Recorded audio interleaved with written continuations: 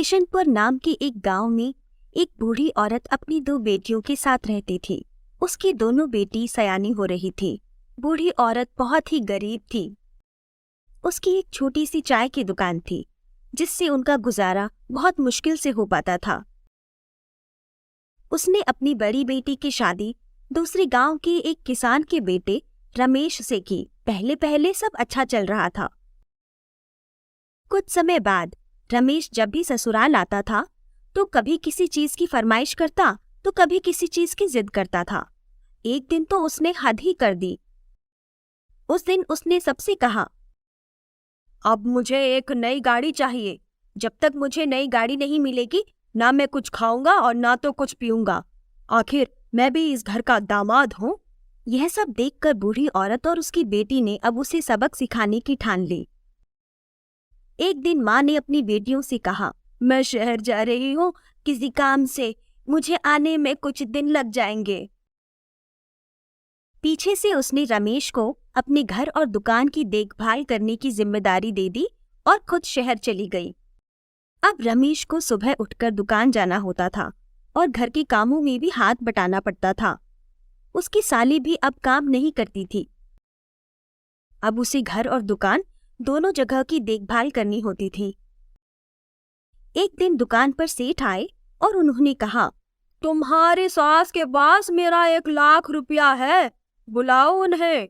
रमेश ने कहा, वो यहाँ नहीं है, कुछ दिनों के लिए शहर गई है किसी जरूरी काम से, और यह जिम्मेदारी मुझे देकर गई है। तब सेठ ने कहा, कोई बात नहीं, वो कर्जा अब तुम चुका देना, आखिर वह तुम्हारी सास है। रमेश सोचने लगा, इतना सारा कर्ज मैं कैसे चुकाऊंगा। सेठ उसके मन की उलझन समझ गया और बोला, ऐसा करो, ये दुकान तुम मुझे कर्ज के बदले दे दो, सारा कर्ज वसूल हो जाएगा। रमेश, नहीं नहीं, ऐसा नहीं कर सकता मैं, ये उनकी रोजी रोटी का जरिया है, ये मैं आपको कैसे दे सकता हूँ। सेठ, सोच लो, मैं 7 दिन के बाद वापस आऊंगा, तब या तो तुम मेरा सारा कर्ज चुका देना या ये दुकान मुझे दे देना। रमेश मन ही मन सोचने लगा, मैं तो बुरी तरीके से फंस गया। अगर दुकान मेरे हाथ से निकल गई तो सासू माँ गुस्सा करेगी और बोलेगी, एक जिम्मेदारी दी थी वो ठीक से नहीं निभा पाए, और अगर मैं यहाँ से भागा तो सभी के नजरों में गिर जाऊंगा। आखिर वो करता तो क्या करता, अपने लालच के कारण ही आज उसकी ये हालत हुई है। अगर लालच में ना पड़ा होता तो आज वह अपने घर पर होता और ये समस्या ही नहीं आती। अब पता नहीं सासू माँ कब तक लौटेगी। अब वह काफी परेशान रहने लगा। ना तो दुकान वह ठीक से संभाल पा रहा था और ना रात को ठीक से सो पा रहा था। उसकी पत्नी को उसे परेशान देखकर जरा भी अच्छा नहीं लग रहा था, पर वह भी क्या कर सकती थी। आज जो भी परिस्थिति बनी थी, रमेश ने खुद अपने लालच के कारण बनाई थी। इसकी सजा तो उसे मिलनी ही चाहिए।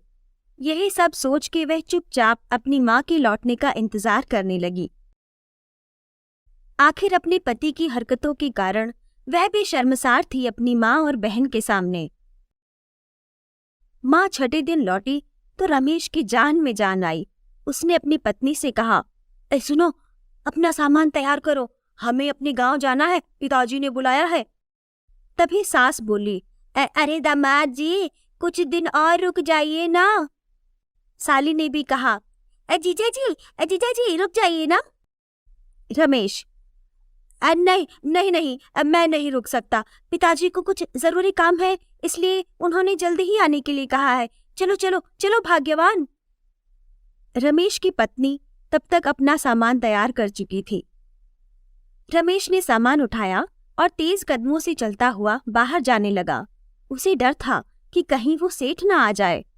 इधर उसकी सास और साली और पत्नी अपनी हंसी नहीं रोक पा रहे थे। अंत में उसकी बेटी बोली, माँ, मैं अपने पति की हरकतों से बहुत शर्मिंदा हूँ, हो सके तो मुझे माफ कर देना। नहीं बेटा, तुम क्यों माफी मांग रही हो? उम्मीद है अब वह ऐसी हरकत नहीं करेगा, वो सुधर जाएगा। अब सेठ जी को भी शुक्रिया कहना होगा, आखिर उन्हीं की मदद से हम रमेश को सुधारने में सफल हो पाए हैं।